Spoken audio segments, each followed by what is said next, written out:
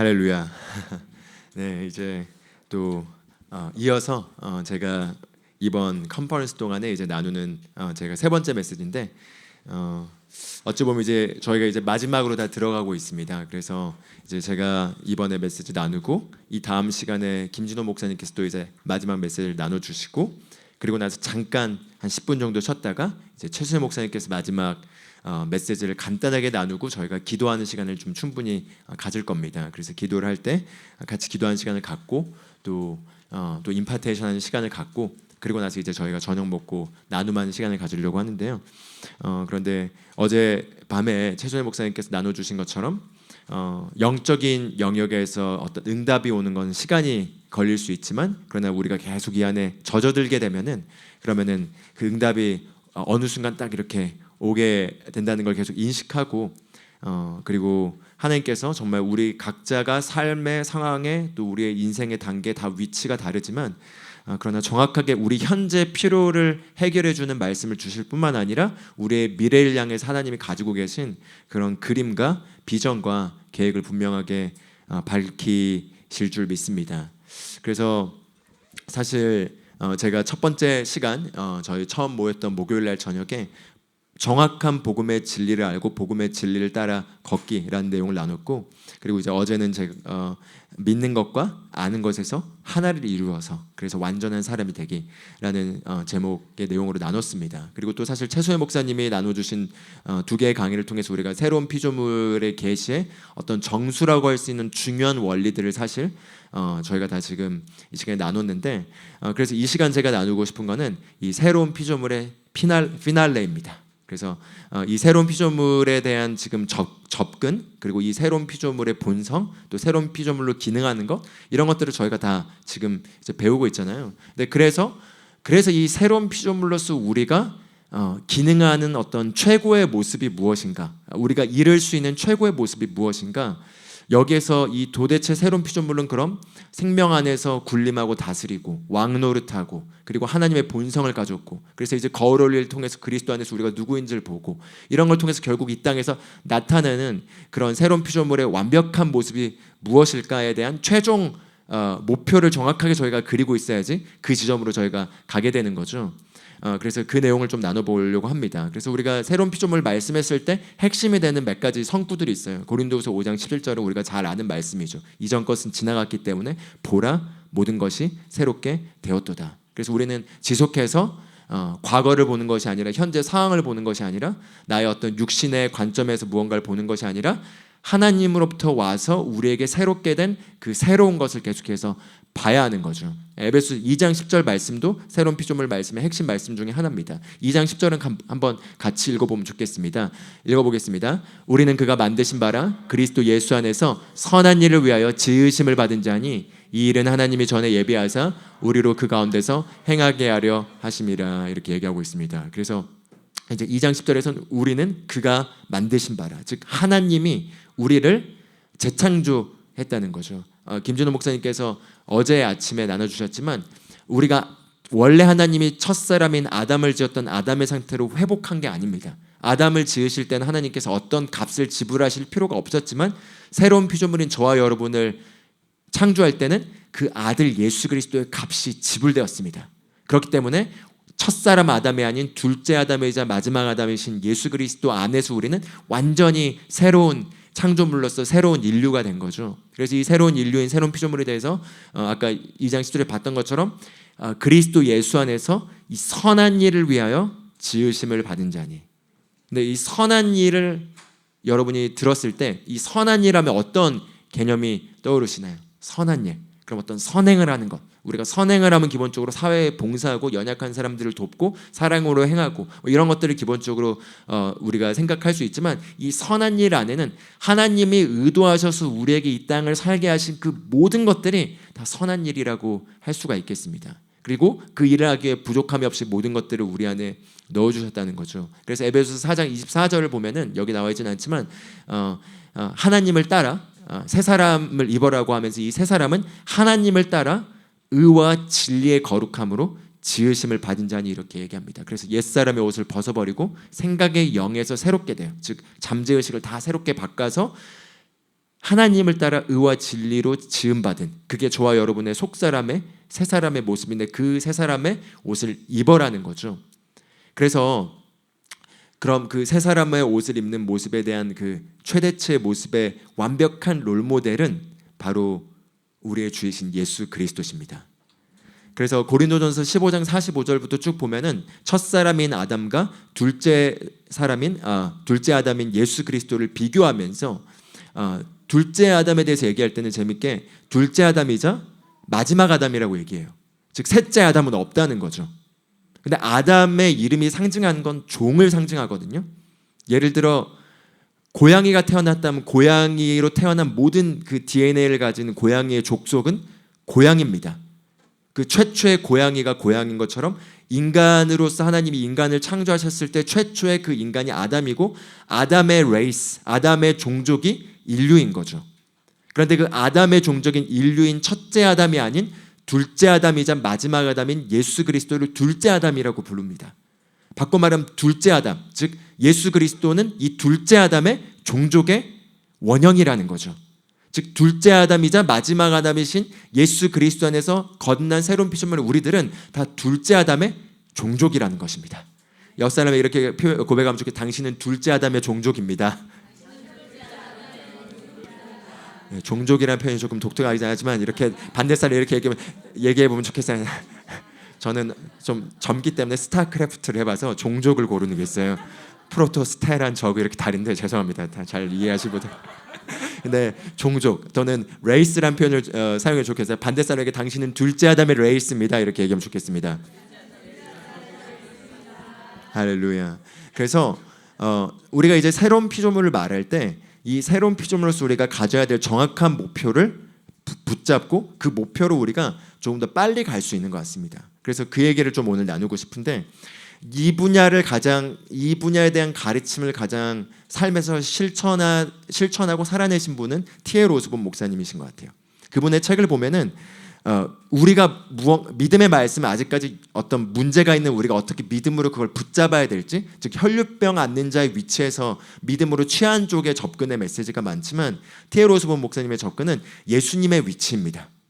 그리고 우리가 예수님의 위치에서 어떻게 고통당하는 잃어버린 인류와 필요가 있는 인류들에게 우리가 예수님으로서 가서 그들을 치유하고 그들을 세우고 예수님이 하신 일을 동일하게 할 건지에 대한 메시지를 전하는 걸 볼 수 있고, 그렇게 기능하는 사고방식으로 책 내용들을 볼 수 있습니다. 그리고 그렇게 사셨고 라도나우스 목사님도 마찬가지로 그렇게 살고 계시고, 그래서 거기에 대한 좀 말씀의 백그라운드를 좀 몇 가지만 보길 원하고요. 그리고 제가 그걸 적용하면서 사역 현장에서 전도 현장에서 이걸 계속 연습하면서 더 빠르게 훨씬 더 예수님의 모습이 제 삶에서 사역 현장에서 나타나는 것들을 좀 나눈다면 여러분들도 적용하실 때 훨씬 더 영혼권이 부담스러운 게 아니라 우리의 그냥 본성의 호흡처럼 쉽고, 그리고 얼마나 그게 사랑 가운데서 놀라운 일들이 일어날 수 있는지를 우리 모두가 다 경험하게 될 줄 믿습니다. 그래서 골로새서 2장 9절에서 10절을 보면은 9절에 같이 한번 읽어보겠습니다. 2장 9절. 그 안에는 신성의 모든 충만이 육체로 거하시고. 자, 멈춰보면 좋겠습니다. 지금 예수 그리스도를 얘기하고 있습니다. 즉 예수 안에는, 예수라는 그 육체 안에는 신성의 모든 충만, 즉 하나님의 하나님 되시는 그 디비니티의 그 모든 충만이 육체라는 그 육체 안에 거하셨다고 얘기합니다. 그래서 사도 요한은 예수님에 대해서 말씀이 태초에 계셨고 그 말씀이 하나님과 함께 계셨는데 그 말씀이 육신을 입고 이 땅에 오셔서 우리 가운데 거하셨다라고 얘기하죠. 그런데 서신서에서 이제 제자들이 성령의 감동을 통해서 우리에 대해서 얘기할 때 우리가 말씀으로 거듭났다고 얘기합니다. 그래서 우리가 말씀으로 거듭나서 우리도 말씀이 육신을 입은 존재들이 되었습니다. 그래서 여기 보면 신성의 모든 충만이 육체로 거하셔서 이 땅에서 기능하셨던 분이 예수 그리스도시라는 거죠. 이건 우리가 모든 그리스도인들이 다 동일하게 인정하는 바죠. 그런데 사실은 9절에서 10절을 연결시켜야 됩니다. 10절 같이 읽어보겠습니다. 너희도 그 안에서 충만해졌으니 그는 모든 통치자와 권세의 머리시라, 이렇게 얘기합니다. 여기서 충만이란 단어를 사도 바울이 동일하게 쓰고 있습니다. 즉 예수 안에는 신격의 모든 충만함이 신격의 모든 충만함이 육체로 거하시고 너희도 그 안에서 충만해졌으니. 뭐로 그럼 우리가 충만해진 거죠? 신격의 모든 충만함으로 우리도 그리스도 안에서 충만해진 것입니다. 할렐루야. 그게 바로 우리가 받은 조의 생명입니다. 그게 바로 우리 안에 거하신 그리스도입니다. 그래서 그는 모든 정사와 권세의 머리이시라 이렇게 얘기하죠. 예를 들어 여러분이 저를 보실 때 조교송 했을 때 조교송의 머리, 그다음에 조교송의 몸 따로 분리하지 않죠. 지금 조교송 머리한테 얘기하고 있어요. 몸이 아니에요. 이게 아니라 몸과 머리가 하나로서 저의 존재를 이루는 거죠.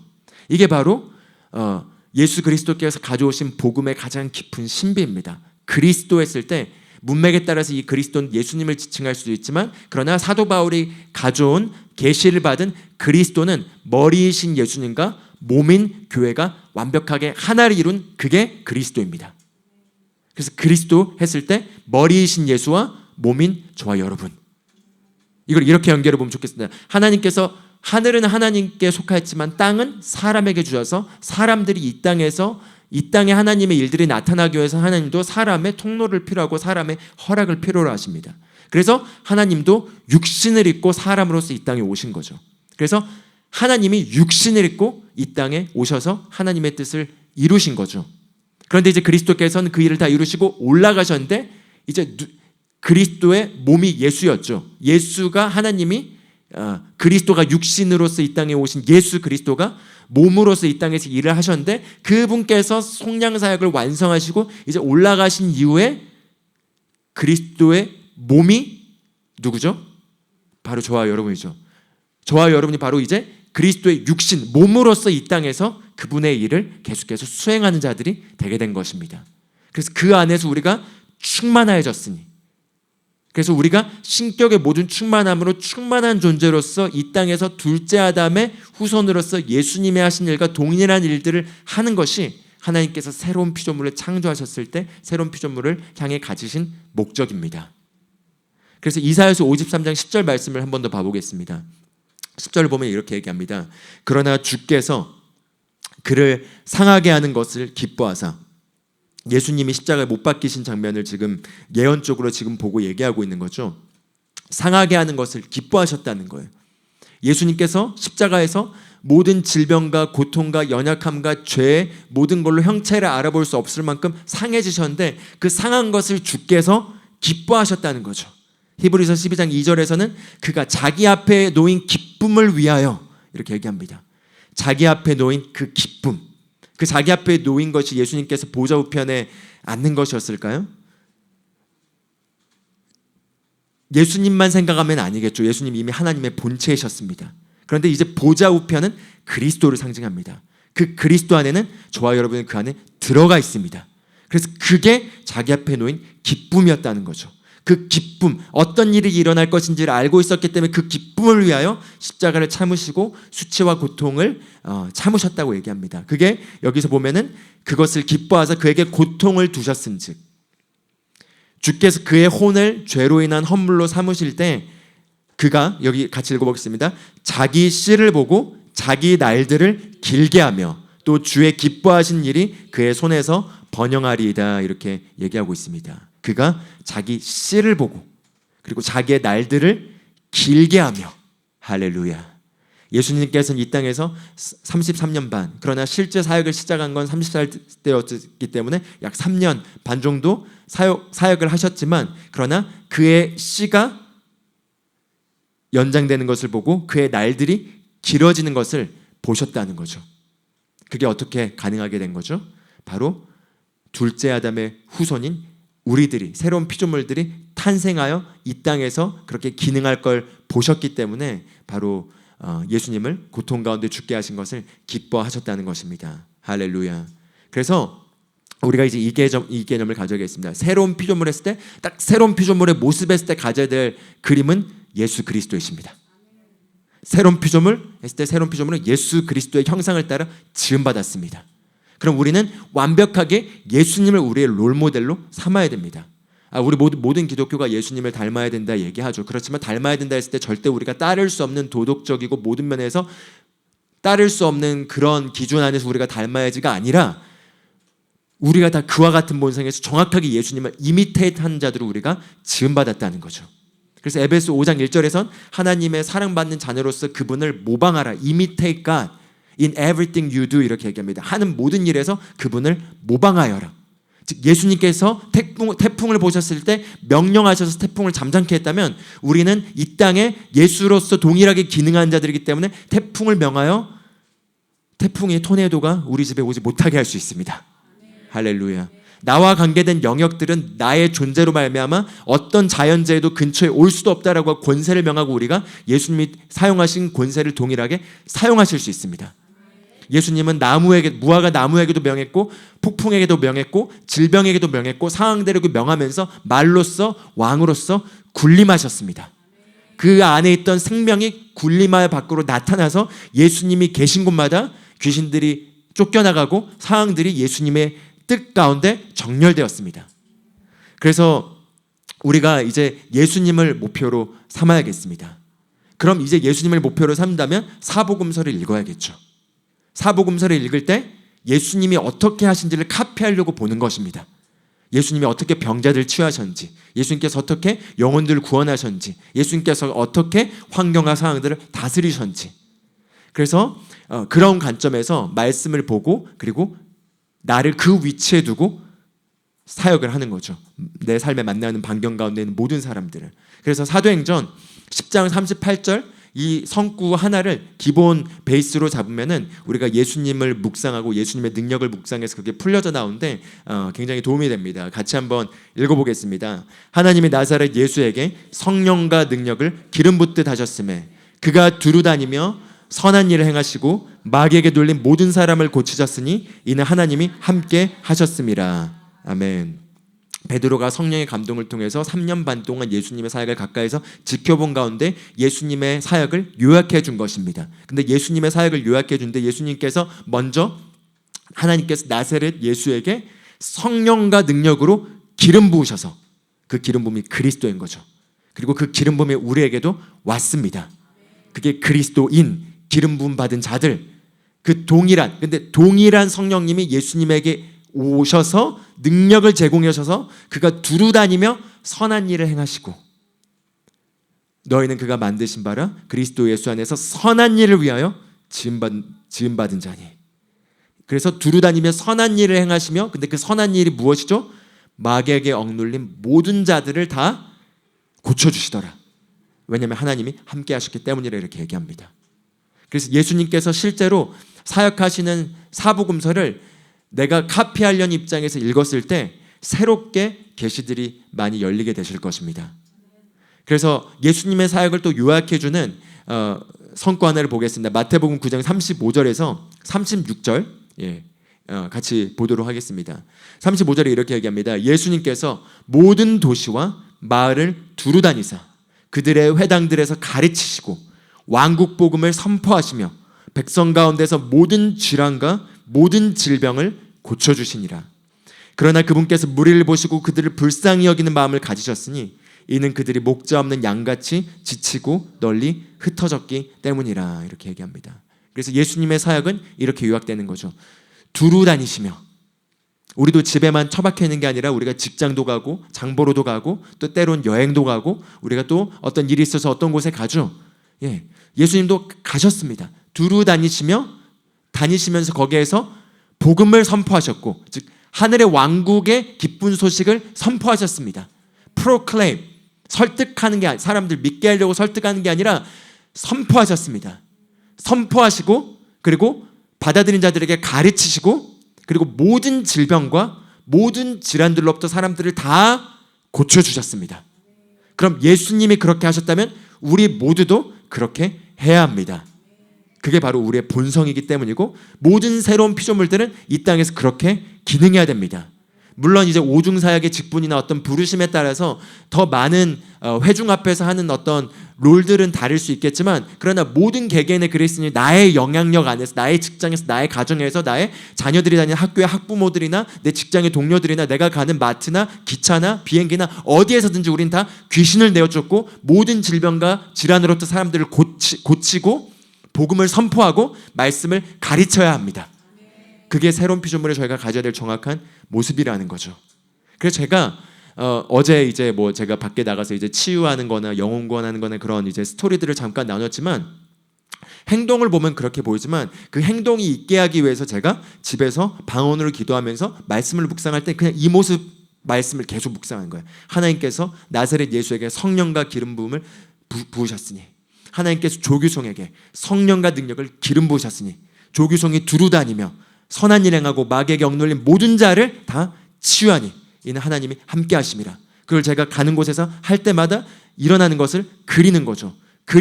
거울에 올려서 보는 것입니다. 그 모습을 보고, 그리고 그렇게 하는 모습을 보기 위해서 예수님의 사역을 해서 예수님이 실제로 어떤 형태로 치유하셨는지를 또 보고 묵상하면서 그 안에 제 안에 계시가 일어날 때까지 보고, 그리고 또 나가고, 계시가 일어나기 위해서는 좀 현장에서 부딪혀야지 갈급함이 생기면서 이게 더 되는 거죠. 그래서 그렇게 적용을 하는 거죠. 누가복음 9장 말씀도 같이 봐보겠습니다. 누가복음 9장 1절을 보면은 굉장히 이 말씀을 분명 읽었는데 제가 이 말씀에 대한 1절에 대한 계시가 갑자기 확 그 사역을 이제 밖에 나가서 현장 사역을 많이 하는데 이 말씀이 눈이 확 열리더라고요. 1절에 보면 이렇게 얘기합니다. 그때 그분께서 자기의 12제자를 함께 부르사 그들에게 모든 마귀를 제압하며 질병을 고치는 권능과 권위를 주시고, 이렇게 얘기합니다. 여기서 보면은 모든 마귀를 제압하며 그리고 질병을 고치는 권능과 권위를 주시고, 이렇게 번역되어 있는데 영어로는 cast out all demons, 모든 마귀들을 다 내어 쫓고, 그리고 cure all disease, 즉 모든 질병, 어떤 잔질병만 뿐만 아니라 모든 질병을 다 고치고 모든 마귀들을 다 내어 쫓는 능력과 권세를 제자들에게 주셨다고 얘기합니다.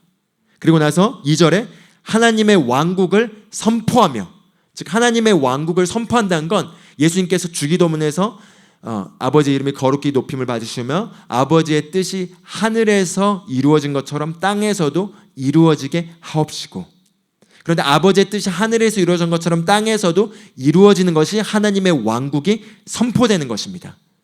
즉 하나님의 왕국이 이 땅에 선포되는 건데, 아버지의 뜻이 하늘은 이미 이루어졌는데 하늘에는, 하나님이 계신 그 하늘에는 어떤 어둠의 영도 마귀의 영도 존재하지 않습니다. 어떤 죽음의 흔적도 존재하지 않습니다. 그것은 생명으로 가득한 거죠. 그리고 그것을 예수님께서 이 땅에서 본인이 먼저 가는 곳마다 하나님의 왕국을 선포하시면서 귀신이 내어 쫓겨지게 되고, 억눌렸던 모든 사람들이 다 자유케 되고, 사람들이 그 존엄성이, 존귀함이 회복되게 되고 자유케 된 일들, 자유케 된 일들이 일어났습니다. 그런데 그 능력과 권세를 자기 12제자들에게 주면서 너희도 가서 이 일을 하여라 해서 2절에 보면은 그들을, 병든 자들을 고치게 하려고 그들을 보내시며, 이렇게 얘기합니다. 병든 자들을 고치게 하려고. 그리고 나서 이제 6절을 보면은 그들이 떠나서 마을들을 두루 다니며 복음을 선포하고 곳곳에서 병을 고치더라, 이렇게 얘기하고 있습니다. 그들이 곳곳에서 복음을 선포하며 병을 고치더라.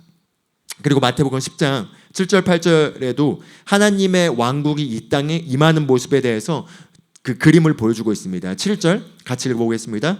너희는 가면서 선포하여 이르되 하늘의 왕국이 가까이 왔느니라 하라. 병든 자들을 고쳐주고 나병 환자들을 정결하게 하며 죽은 자들을 살리고 마귀들을 내쫓되 너희가 거저받았으니 거저주라, 이렇게 얘기하고 있습니다.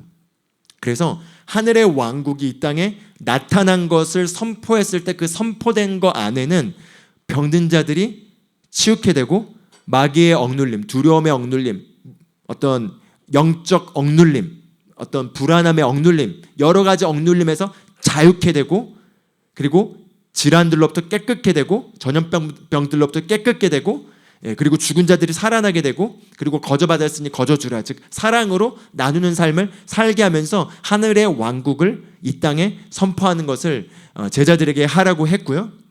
그런데 우리들이 그때 그 제자들보다 더 덜한 위치에 있는가, 아니면 더 나은 위치에 있는가, 이거를 제가 생각해 봤습니다.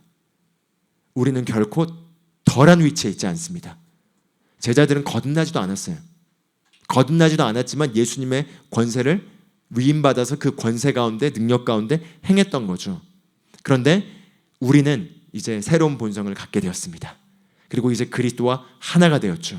그래서 에베소서 1장 뒷부분을 보면 사도 바울이 계시기도의 뒷부분에서 하나님께서 우리에게 베푸신 능력이 얼마나 위대한지를 깨달아 알게 되기를 원하노라 얘기하면서 그 능력이 그리스도 안에서 역사해서 그리스도를 죽은 자 가운데서 살리시고 하늘 보좌 우편에 앉으실 때 모든 정사와 권세와 주권과 이 땅의 어둠의 통치자들의 모든 것들을 다 복종시키시고 그의 발 아래 무릎 꿇게 하셨으니 그리고 교회에 주셨다고 하면서 교회는 그의 몸이니 만물 안에서 만물을 충만하게 하시는 하나님의 충만함이라 이렇게 얘기합니다.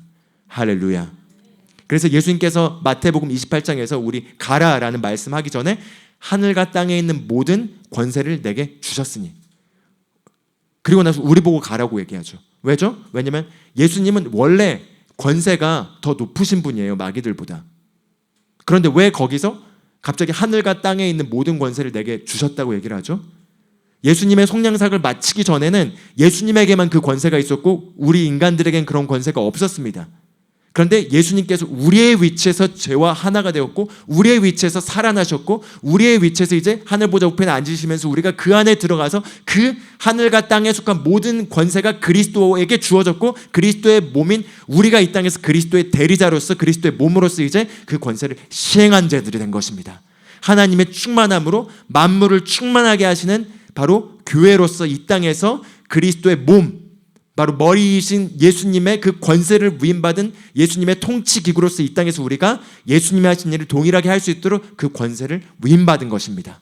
그리고 이 권세는 모든 마귀를 내어쫓는 권세입니다. 모든 질병을 고치는 권세입니다.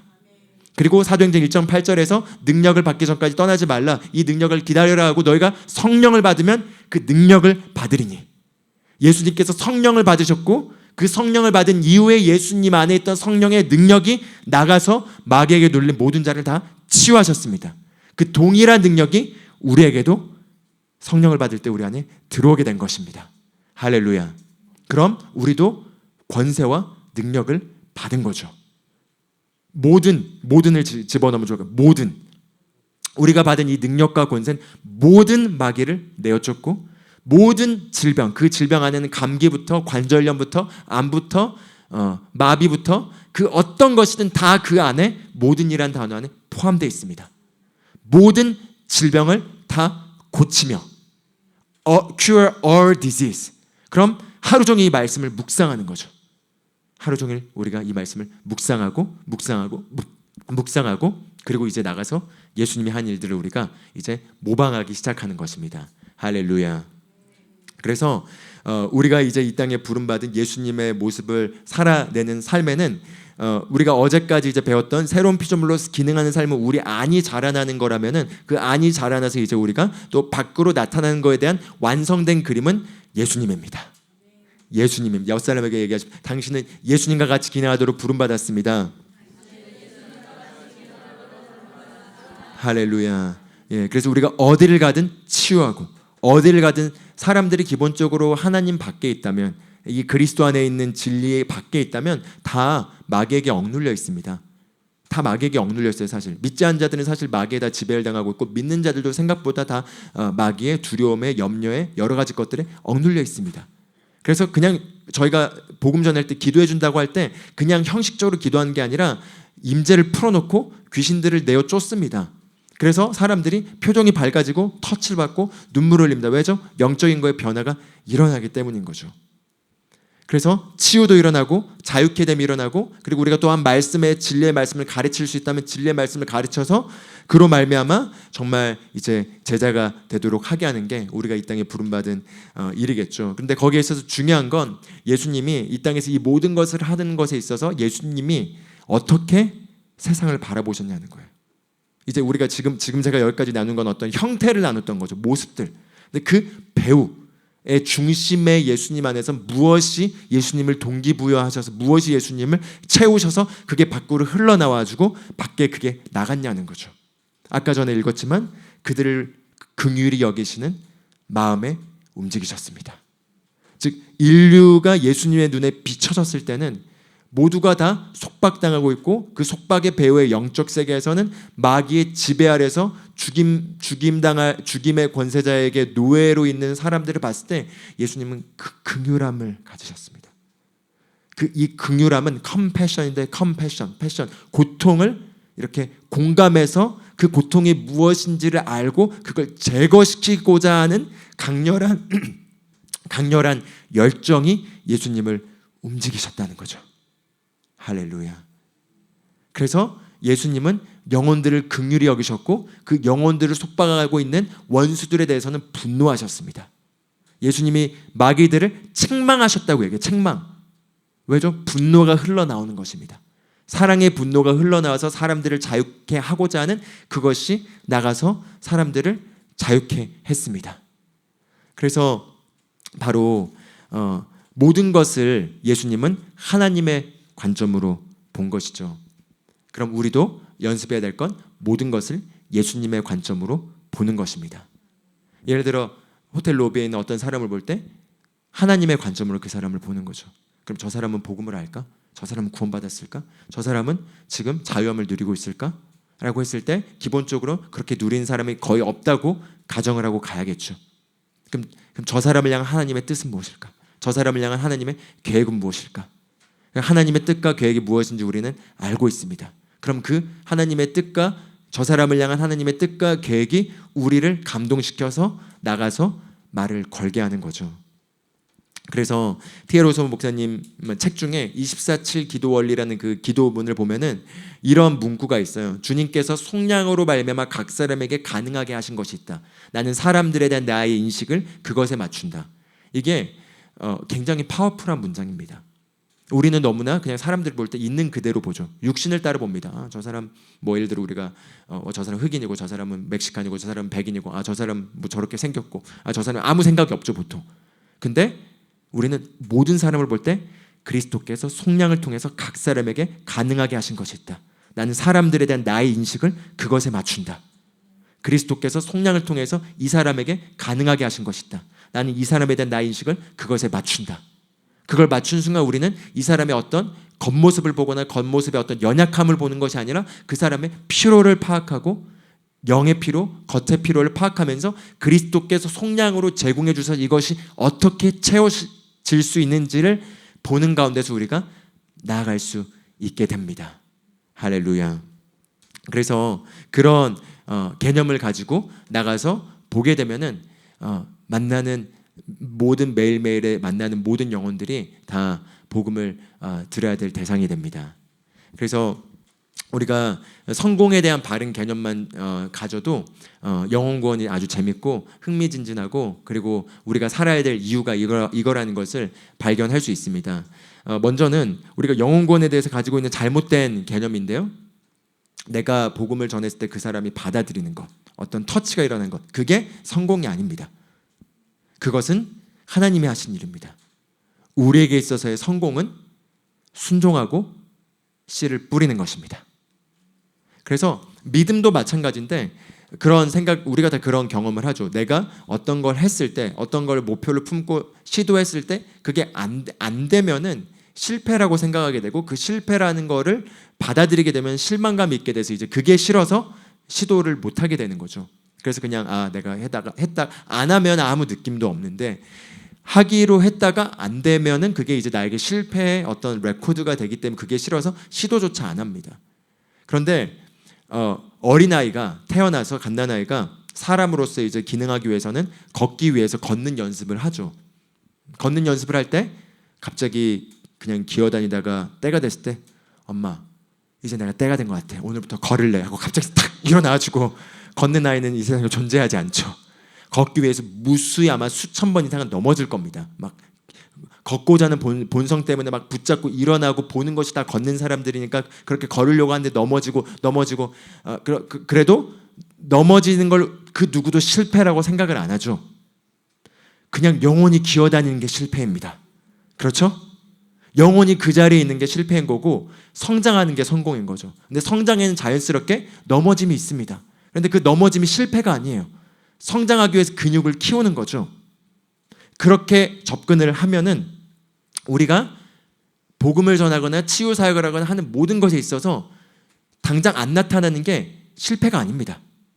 그거를 내가 했는데 안 됐을 때 어떤 민망함, 이 감정들을 바르게 해석하면은 그러면은 마치 저희 하임이가 수학 그 공부를 할 때 무슨 로켓매스라는 그 프로그램에서 이제 시간 안에 수학 문제를 풀어야 되는데 이게 막 틀리면은 좌절을 해요. 그래서 이제 막 뭐 뺄셈 막 하면 막 좌절하면서 이제 얼굴이 경직되고 이제 그다음에 이제 막 혈압이 올라가기 시작하고 얼굴 색깔이 어두워지고 그러다 나중에 막 노트북을 거의 부실 만큼 막 이렇게 그 얼굴이 변질되는데 그럼 제가 계속 얘기해줘. 하임아, 이거는 너 틀려도 괜찮아. 이건 틀린 게 이슈가 아니라 너가 이거 프랙티스 하는 거야. 계속 얘기해주면서 계속 캄다운 시켜주려고 합니다. 그런데 정말 우리가 영혼을 구원하거나 복음을 선포하거나 치유하거나 하나님이 일을 하는 모든 것을 사실은 그렇게 접근해야 돼요. 그러면은 우리가 당연히 처음에는 서툴 수 있겠죠.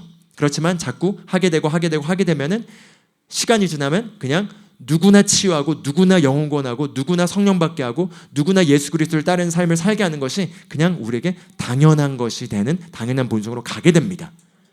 수학 문제 수학 싫어하시는 분도 있을 수 있기 때문에 걷는 것처럼 쉬운 겁니다. 옆 사람이 이러면 걷는 것처럼 쉬운 겁니다. 할렐루야. 네. 우리 안에 성령님이 안 계시고 새로운 본성이 없으면 힘들죠. 그렇지만 이거는 우리 안에 있는 본성이기 때문에 걷는 것처럼 쉬운 것입니다. 그래서 제가 그렇게 저도 제가 안 하고 있으니까 제 삶에서 이제 말씀을 적용하면서 전도를 매일 그럼 계속 육신이 아까 양재원 지사님께서도 좀 피곤하거나 이런 유혹들에 타협하면 뭔가 감이 떨어지니까 결단하고 늘 나오시기를 결단하시고 늘 나오시거든요. 근데 저도 제가 예전부터 했다 안 했다 그리고 안 할 땐 많은 경우 어떤 네거티브한 그 경험이 있게 되면 그냥 안 하게 되고 그래서 그냥 그런 거 다 집어치우고 안 나가는 게 실패다. 오늘 안전하면 난 실패다. 난 오늘 내 눈앞에 있는 이 사람이 아무 말도 안 하면 그게 실패다. 그리고 실패에 대한 개념을 바꿔버렸습니다. 그러면은 어제 아무에게도 제가 안전했으니까 어제 좀 실패한 삶을 살았다고 제가 볼 수 있겠습니다. 근데 뭐 여러분들에게 전한 거 말고 이제 밖에 있는 그런데 그렇게 바꾸면은 그러면은 그냥 지금은 저도 제가 영어로도 전해야 됐고 한국에서 제가 복음을 많이 전했지만 한국에서 무조건 관계 전도로만 전했어요. 한국에서 노방전도 안 했습니다. 저 노방전도 몇 번 하다가 노방전도 내 스타일이 아니야 하고 그냥 관계 전도로 이렇게 했는데 미국 와서는 관계가 생기지를 않아가지고 그래서 노방 전도를 이제 뭐 관계 전도도 안 되는데 뭐 핑계가 뭐가 있겠습니까? 노방 전도라도 해야 되는데 근데 이제 노방 전도도 안 나가고 있다가 이제 안 되겠다 해서 이제 제가 결단하고 매일 10명씩 이제 나가서 무조건 전하자라고 하고 이제 나가기 시작한 게 작년 초입니다. 작년 초에 그렇게 나가기 시작했는데 나가서 어떤 날은 그냥 좀 이렇게 백인 좀 기독교인일 것 같은 할머니들에게 가가지고 Excuse me, ma'am 하면서 이렇게 얘기하고 그러면은 이제 그렇게 시작을 했다가 어떤 날은 갔다가 아무에게도 못 전하고 돌아온 날도 있었는데 근데 이제 10명 전하기로 결단한 날에는 10명에게 내가 말 전하지 않으면 난 실패한 거다라고 좀 개념을 바꿔서 그냥 저를 푸시하면서 밀어넣었어요. 근데 그렇게 밀어넣으면서 할 때마다 매번 이제 그거를 한 일주일 정도, 2주 정도 하게 되면 이제 편해집니다. 그럼 이제 편해지면은 거기 편해지면 익숙해지는 게 아니라 이제 다음 단계가 뭘까 해서 계속 좀 목표를 늘려본 거죠. 그래서 이제 좀 영어도 점점 이제 늘어가기 시작했고 이제 한 명에게 얘기한 것에서 두 명에게 얘기한 거에서 이제 여러 명에게 얘기한 걸 넘어서서 지금은 그냥 어떤 사람이 눈앞에 펼쳐지는 복음 전하는 거에 있어서 거리낌이 1초도 없어요. 그러니까 저항이 아예 없어요. 저항이 많았거든요. 그러니까 여러분이 다 위로받을 수 있는 게 제가 처음부터 원래 본성 자체가 레디컬한 사람이어서 그냥 원래 늘 막 복음 잘 전했고 미국에 와서도 처음부터 잘 전했다면 괴리감을 느끼실 수 있지만 6년 제가 미국 와서 5년 동안 0명 안 전했었어요. 전화로 나갔다가 그냥 쭈삐쭈 말 못하고 그냥 여전히 호텔에 체크할 때도 말해야 되나 하다가 못하고 정지하고 못했네 하고 이게 원래 그랬다가 제가 이제 제 자신을 이제 적용하고 이제 예수님처럼 훈련하고 이렇게 나가서 하면서 지금 그냥 라인에서 기다리든 계산대에서 계산하든 이렇게 그냥 이 잡듯이 가는 곳에 가가지고 이렇게 하면은 이 잡듯이 가서 이제 이를 잡는 거, 이 귀신의 이를 다 잡아버리고 영혼을 구원하는 거. 이 잡듯이 가면은 그러면은 꼭 그 위치에 딱 영접하고 눈물 흘리는 영혼들이 있습니다. 치유받는 영혼들이 있고요, 터치를 받는 영혼들이 있습니다. 그래서 그냥 뭐 오늘 어제도 호텔 셋업하다가 보라 준사가 또 훈련이 돼가지고 이제 여기 자기 막 뭐 이상한 소리가 들린다고 해가지고 바로 기도해줬다고 하더라고요. 그냥 이렇게 하는 게 너무나 내추럴하게 되고 그러면은 우리가 훨씬 더 많이 계시가 증가되고 이런 치유의 역사나 이런 것들이 나타난 것들을 보게 될 줄 믿습니다. 그래서 제가 이제 뭐 시간을 거의 다 이제 써서 마무리를 해야 되겠지만요. 그냥 어제 최준현 목사님께서도 나눈 것처럼 행동을 그냥 당장 하려고 하다 보면은 이제 갔다가 또 안 되게 되면 이제 오히려 더 상처만 더 받아서 돌아오기 때문에 사랑에 대한 부분을 적용한 거에 예시를 들어줬지만 영혼 구원도 마찬가지입니다. 내가 그냥 덜렁덜렁 준비 안 된 상태에서 그냥 어떤 모습을 보고 나도 저렇게 해야지 해가지고 나갔다가 안 되면은 역시 나는 부족한가 봐 하고 이제 하는 거죠. 그게 아니라 제가 지금 오늘 나눴던 이런 말씀들을 묵상하고 안에서부터 그리고 바라보고 그리고 그렇게 하는 모습을 그려보고 그리고 안에서부터 그런 계시빛이 비춰지는 것과 병행해서 나가서 그걸 꾸준히 매일 하기 시작하면 아까 양전일 선생님께서도 나눠주셨지만 이젠 그냥 뭐 제가 하라고 시킨 것도 아니고 그냥 본인이 여행 출장 가시는 과정에서도 그냥 이렇게 복음 전하는 게 그냥 이제 DNA가 되신 거죠. 그리고 우리가 그렇게 DNA가 돼서 모든 그리스도인이 이렇게 살았다면은 세계가 복음화 됐을 텐데 근데 우리가 그걸 놓쳐버리고 그냥 프로페셔널 스튜던트 로서 그냥 교회에 머물러서 내 삶을 어떻게 더 선행을 더 나아지게 할까라는 그 가르침에 있어서 세상을 놓쳐버렸습니다.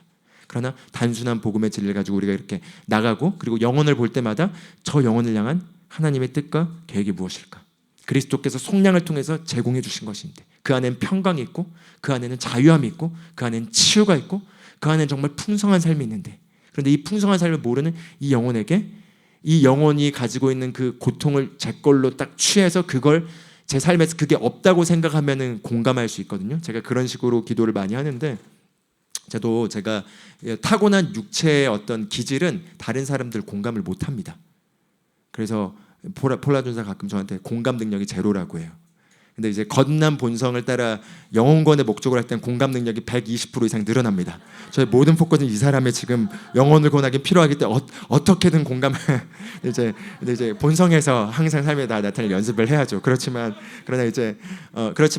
근데 제가 때로는 저도 이게 막 공감을 해야 되는데 공감을 안 되면은 사역을 하는데 섬긴 데수도 제한되기 때문에 기도하면서 이제 그런 부분을 이제 또 더 본성을 강화시키려고 할 때 제가 도움을 받은 것은 그냥 상처 입은 정말 고통당하는 세상의 인류의 피로들을 그냥 생각하면서 제 삶에서 그게 없다고 그냥 생각하면서 없애버립니다.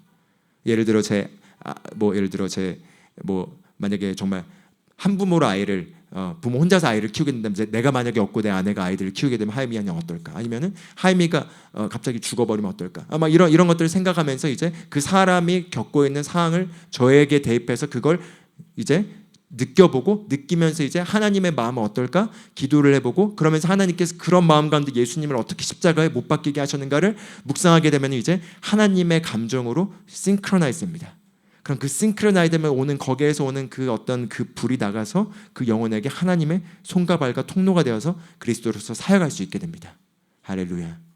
그래서 제가 최근에 올라간 전도 영상을 보시면은 제가 뭐 거절당한 것도 일부러 좀 몇 개 넣었는데 그냥 Hey, excuse me, God loves you 이렇게 하면서 하나님 당신을 사랑하세요. 하나님 당신을 존귀하게 생각하세요. 당신 너무나 귀해요. 이렇게 그냥 얘기하면서 하면은 LGBT든 아주 극 리버럴이든 뭐 어떤 리버럴 하나님이 살아계시면 트럼프는 당선되면 안 되고 바이든이 당선돼야 된다 하면서 저한테 막 이렇게 얘기를 했어요. 그래가지고 오케이, but I don't 너가 종교에 상처가 있을지 모르겠지만 내가 얘기하고 싶은 거는 하나님 너를 사랑하셔. 그리고 너는 존귀한 존재야. 그리고 모든 네거티브한 것들은 하나님부터 온 게 아니야. 그리고 넌 너무나 하나님을 밸류하셔. 그러면서 그냥 그 사람이 하는 말들에 답변하지 않고 그냥 그 사람을 향해 얘기하면 끝날 때 Thank you for your sincerity 웃으면서 이렇게 가는 거죠. 그렇게 사랑의 씨앗을 뿌리는 것입니다. 그리고 그렇게 사랑의 씨앗을 뿌릴 때 거절하더라도 그 성령님이 임하시면서 거절하더라도 그냥 거절해도 그냥 제가 얘기하거든요. 떠나지만 않으면 그러면은 거절했는데 no thank you 하고 하는데 그냥 떠나지 않으면 계속 얘기해요. 그냥 그런데 그거 알아? 너 정말 존귀해. 너 가치 아니? 너 가치는 예수님의 가치야. 그게 무슨 말인지 알아? 너 얼마나 많은 경우 너를 돈에 의해서 판단하거나 너가 사회에서 이런 걸로 너 판단하니? 근데 너는 너의 진짜 밸류는 창조주만 알 수 있어 하면 쭉 얘기하고 그래서 너 오늘 죽었을 때 어디 갈지 알아?